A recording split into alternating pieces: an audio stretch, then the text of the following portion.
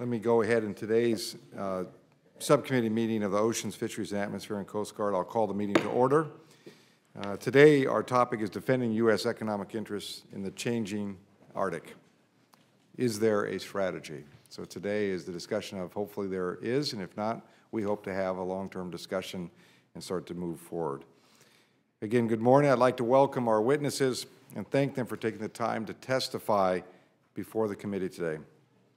Any Alaskan can tell you our state is ground zero for the changes apparent in the Arctic today. Sea ice disappearing faster than scientific models have predicted. Open seas eroding the coastline and thawing permafrost undercutting our many villages along the coast. And warm water temperatures are changing the migration patterns of our fish and marine mammals. The opening of this fifth ocean has broad implications for our nation. And it's been said there's suddenly a lot more water up there than it's our responsibility. We need to make sure our nation is prepared to fulfill that responsibility and address the implications for national security, energy development, and increased marine shipping and tourism. The responsibilities and opportunities of the changing Arctic are the subject of today's hearing on our nation's economic interests in the Arctic and whether we have a strategy to address these. Consider energy. The Beaufort and Chukchi Seas contain an estimated 28 billion barrels of oil, almost twice as much as has already been produced from Prudhoe Bay, and 38 trillion cubic feet of natural gas. I'm pleased that President Obama supported my push to start utilizing Alaska resources to support America's energy needs. As we look to future energy development, we need to proceed carefully, safely, and make sure communities are fully prepared and engaged. I welcome the testimony of Shell's Oil Pete Slaiby on the second panel today. The diminishing ice pack is also opening new routes for marine shipping, which can cut distances for transcontinental shipping in half. This year is expected to see a record number of sailings of cargo vessels through the northern sea route atop of Russia, including tankers. With increased energy development and maritime activity, our nation must ensure that the Coast Guard has the capabilities to operate in the Arctic waters to guard our borders, protect life, safety, and the environment, and ensure safe commerce. That includes icebreakers, which we are sorely lacking. But it also includes other cutters and aircraft hangars, crew quarters, communication capabilities, and other infrastructure needed to do the job. I look forward to exploring those needs in more detail today. We also need a strategy toward addressing the international issues that exist in opening the Arctic. On that front, the most important single step of our nation needs to take for the future Arctic governance is the ratification of the United Nations Convention of the Law of the Sea. Even while we have abided by its terms, the United States is among a handful of nations which have not ratified the Law of the Sea. And the company we keep by not ratifying this law, this convention, includes the likes of Libya, Iran, and North Korea. A list, honestly, we don't need to belong to.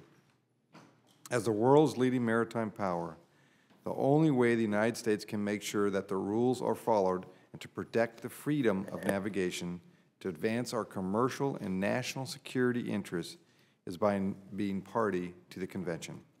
And only as a party to the convention can we protect our rights as a coastal state and secure international recognition of the outer limits of the continental shelf. And the extended continental shelf in the Arctic is estimated at almost twice the size of California. It's huge, even by Alaska standards. As I did 2 years ago, I again urged the administration to send the Law of the Sea to the Senate for ratification. There are other strategic needs in the Arctic, as well as such as addressing border disputes, fisheries in the international waters, and more, which we will talk about today. The coming years bring great challenge and opportunities to the Arctic, and the United States has a major role to play. To fulfill that role and responsibility, we must address the broader policy and implications of an ice-diminishing Arctic on the diplomatic, scientific, and national security fronts. We must make the needed investments to maintain leadership at the top of our globe. What I'd like to do now is Admiral Papp. Well, good morning, Chairman Begich and Senator Snowe. It's good to see you both again, and thank you for having me up here for this hearing and for your continuing support of our Coast Guard, especially our hardworking Coast Guard men and women. As I've previously stated, it's my highest honor to lead and represent them. America is a maritime nation. Most of our citizens are keenly aware of the importance of our oceans. But America is also an Arctic nation. However, few Americans outside of Alaska are aware that we are also an Arctic nation, largely because the northern Arctic waters have been frozen and inaccessible. But rapid change is occurring, as has been noted here. Arctic ice is diminishing, and in summer months, an entire new ocean is emerging. These waters are spurring an increase in human activities, such as natural resource exploration, shipping, and ecotourism. For more than 221 years, our nation has relied upon the U.S. Coast Guard to protect those on the sea, to protect against threats delivered by the sea, and even protect the sea itself. Our challenge today is to ensure we have a Coast Guard capable of meeting these same responsibilities in this new area. However, posturing our forces to do so presents us with many challenges. Operations in the Arctic's extreme cold, darkness, and ice-infested waters require specialized equipment, infrastructure, and training. Our current Arctic capabilities are very limited. We have only one operational icebreaker. We do not have any coastal or shoreside infrastructure.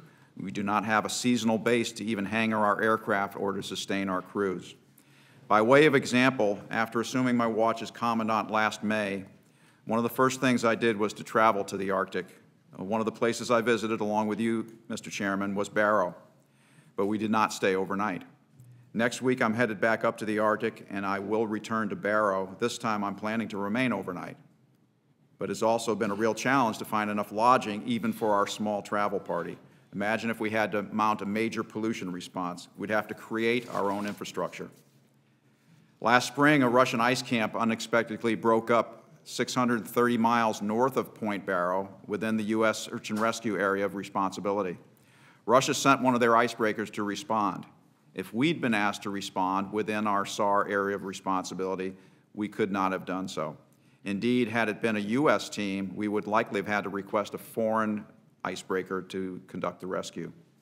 This case highlights the need for sufficient Arctic surface capabilities. When weather prevents planes from flying, you need ice-capable ships to perform search and rescue. Ice-capable ships will also be required to conduct any Arctic pollution response. The threat posed by the increase in Arctic shipping traffic is also very real and expanding.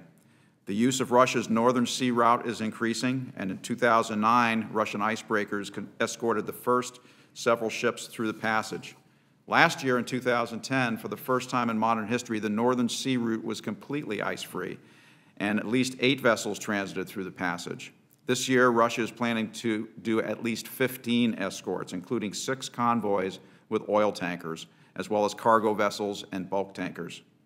While this represents a moderate increase in traffic, all vessels sailing the northern route will have to exit into the Bering Sea. Therefore, we have undertaken a Bering Strait port access route study to determine the navigational, vessel traffic, and other safety requirements. The bottom line is that shipping traffic through the waters containing our richest fisheries is on the rise. The Arctic is also rich in natural gas and oil. Oil companies continue to bid on leases in the Beaufort and Chukchi Sea. Royal Dutch Shell is seeking permits to drill 5 exploratory wells in the Chukchi and Beaufort Seas, and other oil companies plan to submit exploration plans. Although private industry may assert they are adequately prepared to respond to a spill, we must also determine what response capability our Coast Guard and nation needs so we can mount an adequate response as exploration advances towards production. Arctic governance is also a challenge. The Law of the Sea Convention has emerged as the governing legal framework. However, the United States is the only Arctic nation that has yet to accede to the Law of the Sea Treaty. In order to exercise leadership and make claims to the extended continental shelf and effectively interact with other Arctic nations, we urgently need the Senate to accede to the treaty. Arctic waters are not limited to north of the Bering Sea, but also encompass the Bering Sea north of the Aleutian Islands. Our ability to provide persistent presence and operate in the harsh Bering Sea is essential to the protection of our fish stocks, our fishermen, and our fishing industry. This is a $4.6 billion industry that is responsible for thousands of jobs. Completion of our national security cutter is vital to our ability to continue this high seas mission. National Security Cutter number 1, the Cutter Bertholf, just finished her first Alaska patrol, exhibiting remarkable seakeeping ability that enabled her to launch and recover her boats, boarding teams, and helicopters in sea states that would have challenged our existing legacy cutters. National Security Cutter number 2, the Weishi, is completed and operating. Number 3, the Stratton, which was christened by the First Lady in July of 2010, is complete and undergoing builder's trials, and steel is being cut on number 4, and I'm going down to Pascagoula on Friday to see number 3 and 4. And I'm pleased to announce that we're completing our purchase negotiations on number 5. But a stable, predictable funding strategy for the 3 remaining national security cutters will provide incentive for the shipbuilder for advantages in pricing. And we definitely need at least 8 national security cutters to preserve our future ability to patrol the high seas, not just in the Bering Sea, but also to confront threats in other high seas approaches, such as illicit drug trafficking in the eastern Pacific Ocean. You now have in hand our recently completed high latitude study. This is an outstanding first-time, broad-based look at all our missions in the high latitude regions. This will serve as a building block to help look strategically at our requirements and risks in what is becoming one of the most important new regions of the world. The Department of Homeland Security Science and Technology Directorate, in cooperation with the U.S. Arctic Research Commission, is also assisting in studying our future needs for the Arctic infrastructure, communication, and sensors. In the 1600s, the British writer Thomas Fuller declared, quote, "He that will not sail till all the dangers are over must never put to sea," end quote. Senators, I'm a sailor. The dangers, risks, and challenges of the Arctic exist. It's time to address them, and we must put to sea. So thank you for this opportunity to testify today, and I look forward to your questions. We'll start with Mr. Slaiby. Go ahead. Well, thank you very much, Mr. Chairman, and members of the subcommittee. I appreciate your invitation to speak to you today on the economic opportunities in the Arctic. My remarks focus on the vast and long-term economic benefits of developing Alaska's extraordinary offshore oil and gas resources, resources potentially large enough to create generations of jobs and vitalize entire economies. Our government estimates Alaska offshore holds world-class resources in the realm of 27 billion barrels of oil and over 120 trillion cubic feet of natural gas. It could be much more. With Alaska's offshore production, we can reduce foreign imports, improve our balance of trade, and keep U.S. dollars at home to fuel our own economy. With Alaska offshore production, nearly 55,000 jobs per year will be created for generations. These are long-term, well-paying jobs, both in Alaska and the lower 48. Alaska OCS production will generate, conservatively, $197 billion in government revenue from royalties at a modest oil price. At today's oil price, probably closer to $300 billion. Finally, it will continue to contribute to the long-term viability of an asset of national importance, the Trans-Alaskan Pipeline System, or TAPS. For the last 30 years, TAPS has been a major supply line to the U.S., delivering more than 17 billion barrels of oil. Because of the declining oil production in Alaska, TAPS is running at 1/3 capacity and is at the risk of shutting down unless more oil, Alaskan oil, is produced. We firmly believe the estimated reserves in the offshore provide Alaska the best chance to fill that pipeline once again. We believe these potential resources may become an asset of national significance as well, and most importantly, Senator, we believe that these assets can be safely produced. We remain ready to prove it. Shell has been prepared to explore in Alaska's offshore since 2007. After years of regulatory wrangling, I'm hopeful that our exploration program will go forward in 2012. Unlocking the economic opportunity in the Alaskan offshore has been delayed too long. At the government's invitation, Shell participated in offshore lease sales in Alaska beginning in 2006. Since then, we have paid the government more than $2 billion for those offshore leases in the Beaufort and Chukchi Seas, and invested more than $1.5 billion to prepare for an exploration program that meets and exceeds regulatory requirements. Despite our most intense efforts, we have yet to drill a single well, and this is highly unusual. When the federal government holds a lease sale, it is in fact saying offshore exploration and development is desired. If a company presents a plan that meets these regulatory requirements, that plan should be permitted. It's important to keep in mind that exploration is a temporary, short-term operation. Our initial Alaska wells will take approximately 30 days to drill and evaluate. Data will be gathered, and the well will be permanently plugged and abandoned. These are not complex wells. There is no question the bar should be high in the Arctic. We support high standards and a robust permitting process. But the process must work, and currently the government's permitting and regulatory process is not equipped to deliver. Delays are frustrating and disappointing, you might even say irresponsible. The delays undermine the confidence of those who would seek to invest in the U.S. and create economic value here.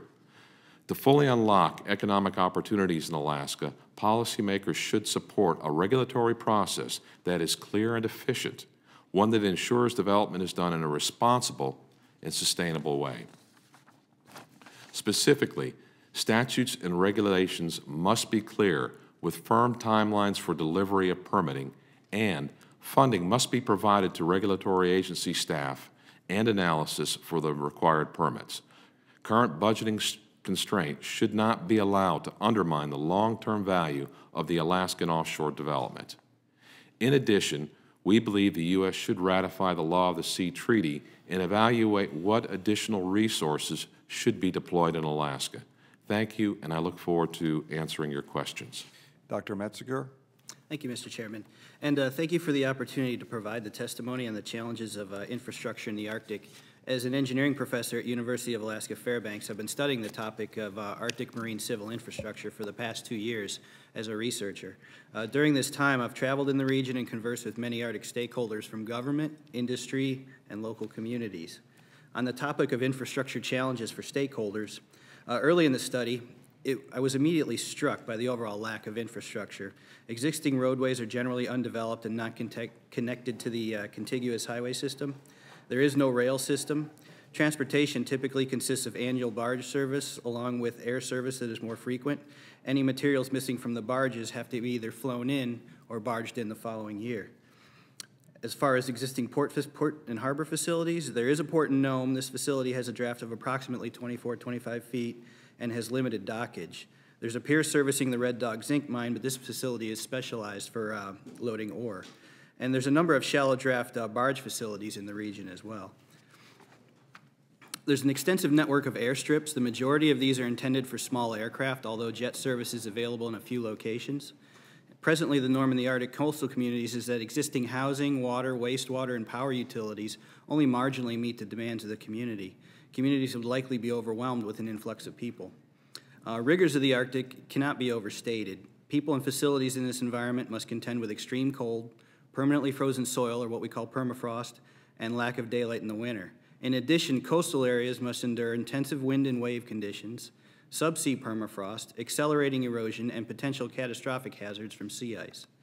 Due to severe winter temperatures, many activities are hindered or cease altogether. Because of this, construction is often confined to 3 or 4 favorable months in the summer. Permanently frozen soil extending out into the sea is known to exist, but is not well documented or studied. This so-called subsea permafrost will affect dredging and requires extraordinary care when building on it. Delays caused by adverse wind, waves, and ice movement are commonplace, and delivery schedules are routinely altered by days or longer. Coastal erosion will significantly impact marine infrastructure in the Arctic. The soil that is washed away from shore eventually settles on the sea floor. This action can fill dredged navigation channels, and the erosion itself can consume shoreside infrastructure. The latter has and is occurring in Arctic coastal communities. The presence of sea ice is cause for concern and must be handled with care. Massive ice flows pushed by wind move along and into the shore. These ice flows can be thought of, if you will, as enormous bulldozers. This massive ice will impact marine structures with extraordinary force. It's not uncommon for these bulldozers to ride up on shore some distance, and a spectacular example of this occurred in Barrow this spring. Ice flows gouge the seafloor and can destroy subsea pipelines as well as dredge navigation channels. And it must be noted that each year there's thousands of these bulldozers at work along the coast. These facts must be addressed in locating and designing infrastructure along the Arctic coast. In a broader context, we design civil infrastructure for the extreme, not the mean. Quantitative information about extremes of waves, winds, currents, and sea ice conditions is not readily available for the Arctic, and there are few engineers and construction contractors that have considerable experience in the region. I'd like to be clear that none of these comments are meant to indicate Arctic marine infrastructure is impractical. Rather, they are meant to briefly outline some of the challenges we face and information we need to be successful. On the topic of investments in infrastructure, based on the information I've gathered from Arctic stakeholders, I'll summarize the sentiments concerning Arctic infrastructure as follows: build it and we'll use it. The ability to refuel and resupply at higher latitudes appears to be a limiting factor for maritime operations. An adequate refuel and resupply point much farther north than Dutch Harbor would greatly benefit a number of stakeholders. Such a facility could be a port. It could also be a lightering facility, an offshore fuel mooring, and there are other possibilities. While the port option may be most desirable to some stakeholders, latter options are potential near-term goals that would enhance our ability to operate in the Arctic, possibly serving as interim measures until a port can be built.